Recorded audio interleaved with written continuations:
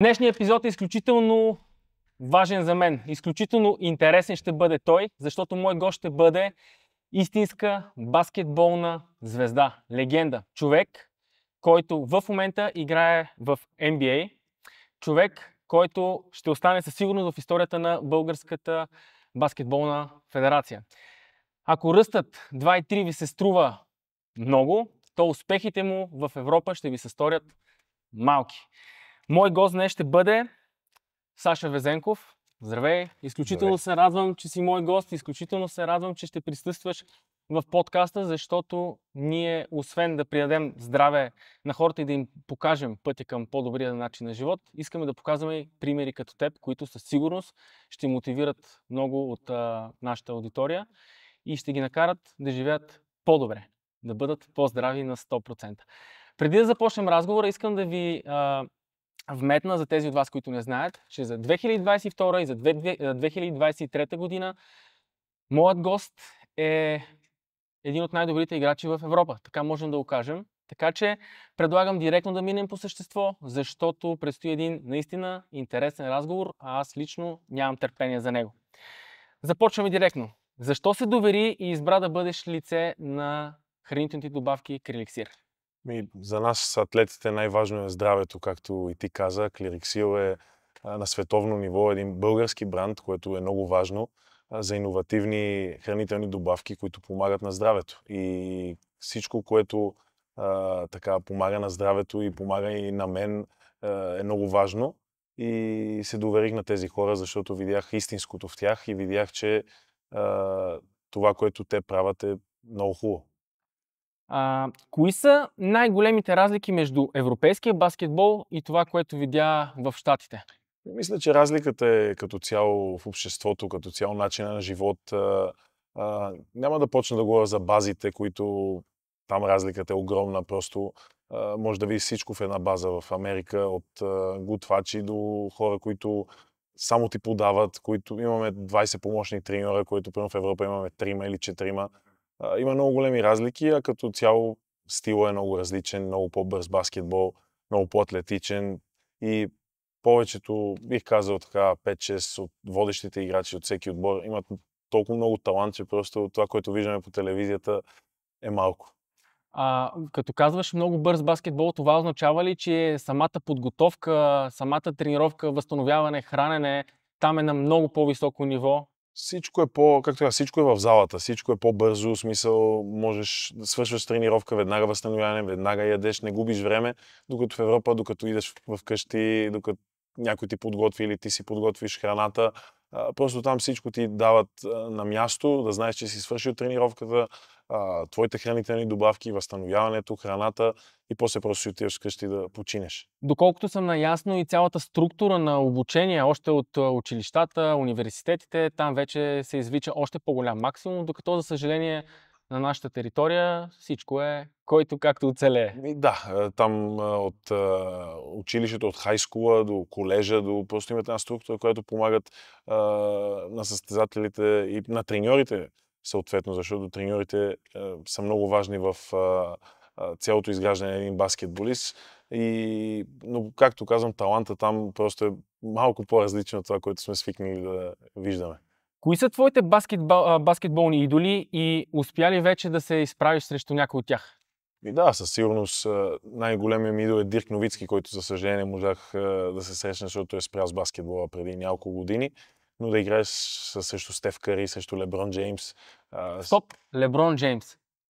Аз като човек, който се занимава с спорт и като човек, който може да прецени, като види някой визуално и като качества, той е извънземен, бе, човек. Да, защото примерно Стеф Къри е по-нисък, така както каза, не е извънземен. Той е просто човек, който прави нещо много добре и е легенда, но Леброн Джеймс, само като го видиш, структурата му, как изглежда, как седи, как не се усмихва, как е просто... Аз първият матч, защото беше, ако не се лъжа, втория матч, който играхме срещу тях, в началото на сезона просто се стрескаш, просто викаш, той изглежда още по-добре на живо, отколкото по телевизията. Той не е първа младост, доколкото знам. И не е на 39 години, но това, което прави той с възстановяването си в къщата си, харчи изключително много пари, само да се възстановява неговото здраве. И виждаме, че играчите вече в днешно време играят и до по-дълго. Ако преди 20 години играчите играеха до 34-35, виждаме, че сега играят до 37, 38, 40 и то на високо ниво. Което означава, че щом възрастовата граница се дига в професионалния спорт, това означава, че не е абсолютно никакъв проблем да се вдигне и възрастовата граница при любителите чрез по-умерени тренировки, чрез умерено хранене. Има какво да се заимства и от професионалния спорт, при положение, че тези хора играят на такова ниво на 40. Със сигурност, но и най-важното, което видях и в Америка, всеки от тези играчи има една група, един отбор, екип, както искате да го кажете, около него, който един е за възстановяване, други е за храната, други е за хранителните добавки, защото всеки информацията вече е нещо много лесно в днешно време, може да прочетеш, но трябва да знаеш какво взимаш, трябва да знаеш откъде го взимаш и трябва да знаеш кога да го вземеш. Така че този екип ти помага, защото все пак нашата работа е на терена и трябва някой да ни помага извън него. Горе-долу това е като пъзъл, който трябва да бъде сглобен като машина. Ако една част не работи... Горе-долу е така. Кой отбор ти да прави най-силно впечатление и успя ли срещу него да се изправиш? Така видях, че Минесота тази година играха много силно, но примерно като тежда да играе срещу Ню Йорк, срещу Лос Анджелес, срещу Бостън в зали, които са така най-историческите в Америка, просто усещането е различно. А тези хиляди хора в публиката, по скамейките, какво е усещането там? Там е малко по-различно. Там е за тях като ивент. Дали е концерт и дали е баскетболен матч, не е много голяма разликата. Те идват да си хапнат, да си пинат, да погледат малко. Няма това, което виждаме в Европа, примерно и то в Балканите, примерно в Сърбия, в Турция, в Гърция, което е нещо по-различно. Там хората идват, гледат, снимат се с тебе, пляскат и си отиват вкъщи и наново. Нека се върнем малко по-назад в баскетбол. Майкъл Джордан, той остава изключително големи следи в вашия спорт.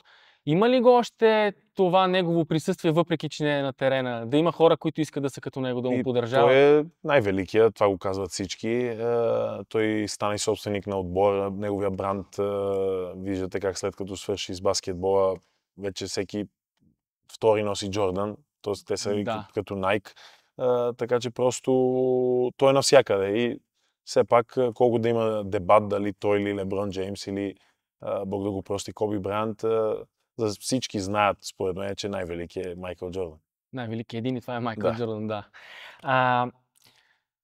Това е изключително психическо напрежение, цялото нещо, което според мен изживяваш ти с тези емоции, както казваш ти, с тези баскетболисти, публиката, това цялото внимание, дали ваш отбор ще победи, хранене, възстановяване, тренировка, физическо, психическото натоварване, как успяваш да се съхраниш чисто психически, защото това са едни очаквания, които ти трябва да си наистина... Трудно е. Бих казал, че като играх в Европа беше още по-трудно, защото тук хората просто живеят за резултата и искат веднага резултат, докато там всичко е малко по-структурирано така за шоуто, за играта, да си прекарваш и малко по-добре. Но тези очаквания, знаеш, че като станеш баскетболист, да, всичко е хубаво, което правиш и примерно хората, като те спират за снимки, ти се чувстваш добре, но имаш и неща, които дали ще победиш, дали си играл добре, дали ще се справиш. Но от друга страна, това, което правим аз го казвам, това е нашето хоби и го правим, получайки много пари, така че трябва само да благодарим на Господ и на това, че имаме един талант и може да го правим, защото има хора, които не могат да правят това, което харесват, работят нещо, което и те само за да оцелеят. Така че благодаря и се чувствам изключително така добре, че мога да правя това, което обичам, което харесвам и това се опитвам и в тежките моменти да мисля, защото, пак казвам, ние играем един спорт, който ни харесва за публиката, за нас, за нашите близки и само това трябва да ни радва. Според мен отговорът ти на въпроса дава и отговор на това, защо ти си в NBA и защо си до тези велики баскетболисти, защото аз съм останал с впечатлението, че когато човек се вземе прекалено на сериозно, нещата куцат. А ти сам каза, хоби, забава, благодарност към Господ за пътя, който ти се е случил. От друга страна, това е нашия живот и трябва много да се тренира, както казахме, преди да се храниш правилно, да взимаш правилните добавки, да имаш физиотерапевт добър, кондиционен тренер добър. и трябва да живееш баскетбол, но пак казвам, в тежките моменти това, което ти каза, трябва да си благодарен, защото, пак казвам, това е нашето хоби, това е нещо, да, трябва талант, трябва труд, много труд и е трудно да вкараш топката в този малък кош, но от друга страна трябва просто малко по-спокойно. Да. Отдаденост, но и спокойствие. Прави ми впечатление, че дори най-добрите, понеже аз съм бивш лекоатлет, най-добрите лекоатлети, които са в Щатите, явно в спорта в Щатите точно там успяват тези, които са с супер освободена психика и наистина го правят, защото им доставя удоволствие. Да, в Щатите е малко по-различен менталитет, това, което ти казваш. Повече удоволствие, да, искат резултати, но не е на всяка цена. Не е, това трябва да стане.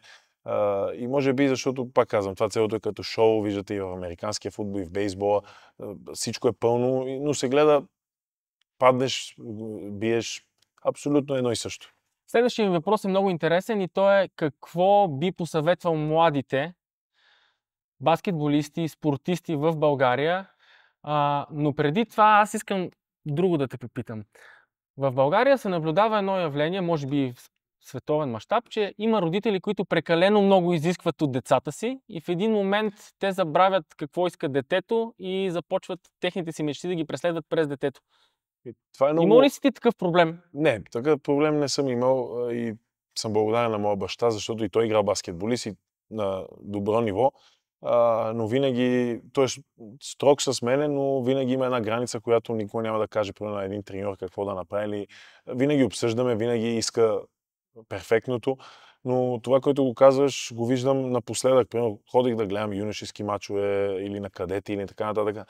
Те просто родителите, както ти каза, живеят от децата им и да, на всеки му се иска детето му да успее, но просто мешат се на треньори, казват какво трябва да стане, викат едно друго, което не е правилно, защото да, детето, съвета ми е, трябва да работи много здраво, трябва да мечтае, да си преследва мечтите, да слуша треньорите, родителите, да се отдаде на това, което прави, защото баскетбола е труден спорт и не всички ще станат баскетболисти. Виждаме, че колко деца тренират и просто не всички ще станат успешни баскетболни състезатели или на много високо ниво, но трябва да оставиш детето да го изживее, да видиме дали може, да видиме какво може, а не родителите да се мешат, което това е много голям проблем.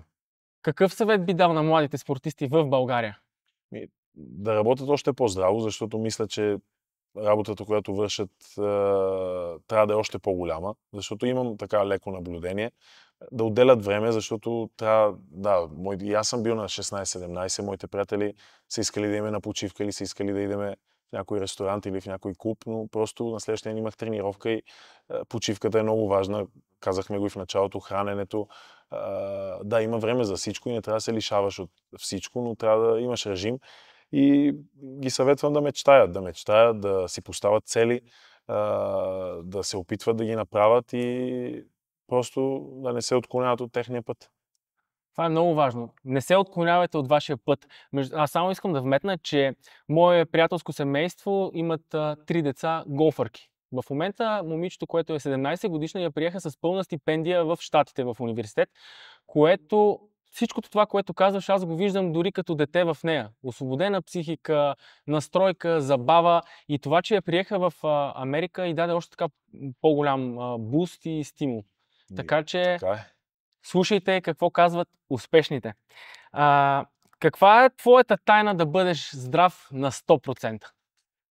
Опитвам се, така както казах, да изграда един екип, физиотерапевт, кондиционен треньор, баскетболни треньори, диетолог, който всички заедно работят в едно и ми дават максимума, който трябва да взема, кога да почивам, защото пак казах, сам не можеш. За съжаление, колкото по-високо е нивото, толкова повече хора трябва около тебе, за да знаят кога да тренираш, колко да тренираш, какво трябва да ядеш. Абсолютно както ти каза, всичко е като един пъзъл, който колко трябва да спиш и колкото по-голям ставаш, толкова по-трудно е, защото като си на 22, да, лесно е, примерно, и да излезеш една вечер и после ще идеш на тренировка, но вече на 29 усещаш разликата и колкото по-голям ставаш, толкова по-трябва да се пазиш. Някоя тайна и тънко ще бъде интересна на нашите зрители относно храненето. За тренировката няма да питам, защото там нещата са на много високо ниво. Но относно храненето, то също най-вероятно е на различно ниво от прелюбителите, но има ли нещо, което може така ни кажеш като съвет? Абсолютно трябва да спазваш това, което ти дава примерно специалиста. То няма тайни. А специалиста изпада ли в крайности? Не. Специалиста в Щатите, в NBA не изпада в крайности, защото... Дори в Европа, където съм бил, не трябва да изпада в крайни така случаи, или в крайности, защото всичко трябва да е умерено. Да, и един път седмицата имаш примерно фри да ядеш каквото искаш, защото това е организъм, трябва да хапнеш и сладкото, трябва да изпиеш една чаша вино, примерно. Това са нормални неща, да не мислят хората, че големите спортисти или правят всичко. Да, ще има време за абсолютно всичко, има винаги в годината 2-3 седмици почивка, което да, ще хапнеш малко повече, ще изпиеш нещо повече. Това са нормални неща, но крайности не трябва да има дори на тренировката, защото ти може да седиш да тренираш 6 часа на ден, но какво е качеството на тренировката? Може един час от тренировка да е по-качествено, отколкото 6 часа. Трябва да има абсолютно всичко да се знае как се прави. Трябва баланс. Да. Много често при любителите, за съжаление, се налага от някакви хора ментори, крайности, неядене, изпадане в крайности с нутриентите, изключване на цели групи храни, което и според мен не е правилно. Ти потвърждаваш това, което мисля. Относно възстановяването, сега наблюдавам, че са много модерни, дори аз правя ледени бани, сауни. Да. Използвате ли такъв Имам тип абсолютно методи? всичко. Да, ледена баня, джакузи, което е топло, един басейн, който е повече за рехабилитация с нормална температура. И оттам имаме парни бани, ледени стаи и сауна, което е всичко в едно. Ледени бани задължителни ли? Да. В Америка това е. Те не те задължават да правиш нещо. Там ти вече трябва да знаеш какво трябва да правиш. Колкото в Европа има малко повече контрол в нещата. Трябва да правиш това, трябва да правиш това. В Америка, примерно, това, което ми направи едно впечатление, примерно, и за мача автобуса, примерно, тръгва в 6 часа. Ти до 6 часа може да правиш каквото си искаш. Може да ядеш, да видиш, примерно, града, да си останеш в стаята. Ти си професионалист и ти имат доверие, че ти просто ще се явиш 6 часа за автобуса. Както и за ледената баня. Примерно, дали ще останеш 10 минути, 15 или 20 с физиотерапевтите на отбора, с докторите. Просто правиш един план и вече ти знаеш какво ти е нужно и как трябва да го направиш. Психолог има ли всеки отбор? Има, да. Или всеки баскетболист? Има и това беше, примерно, ако питаш преди 15-20 години, това беше една тема табу. В България е страшно. Някой да го пратиш на психолог. Да. Те мислят и виждам и по-старите генерации така не го приемат много добре, но това е задължително. Спортен психолог, защото напрежението е много голямо, очакванията, може да изпаднеш в някоя дупка, която не знаеш как да излезеш сам, защото дори една жена или родителите могат да ти помогнат, но не е същото, като да отидеш един човек. И аз вярвам на това, че един човек се е изучил, учил е по това нещо, той знае по-добре от нас. Така че и може един да не ти допадне, може да еш при друг да ти допадне. Това вече ти си го избираш, но е задължително. Примерно, може да не го използваш цяла година, но когато тежките моменти, винаги може да даде един съвет, който може да не е най-правилното нещо, но ти само с мозъка ще го асимилираш и ще ти помогне. Последен въпрос. Съветваш ли любителите да играят баскетбол за удоволствие и какво ще им донесе той? Да, може да играеш, особено, пак казвам, не всички ще станат професионални спортисти. За удоволствие, за визия, за много е хубаво, аз виждам и мои приятели, примерно в Гърция и дори в България, събират се на площадките, играят, има закачка. И това е хубаво, защото трябва да се спортува. Вече 2024-та, дори за децата, виждате, всеки един телефон, един таблет, не излизат много от вкъщи. Всеки може да влезе в интернета, информацията е там. А преди просто излизаш, играеш футбол, баскетбол. И мисля, че това трябва някакси да го запазим, защото е хубаво децата и всеки един да спортува. Смятам, че това е добър завършек на разговор и децата трябва да спортуват, но преди това аз като играех баскетбол като малък, всеки викаше, вземете го от твой отбор. Но аз съм изключително горд да имам автограф от теб върху баскетболна топка и ще си я сложа в стаята. Даже знаеш какво предлагам? Да се подпишеш и отдолу, за да е сигурно, че тази топка ще е за мен, да напишеш за Лео. Лео е моя син, който е на 3 месеца и половина и като стане на 2 години вече ще знае кой си, така че ще е супер горд, че има тази топка. Много ти благодаря. Ако вие все още не сте се абонирали за канала ни Здрави на 100, може да го направите сега. А ние с Саша ще поиграем едно в едно. Да пожелавам ти успех. Добре, много благодаря.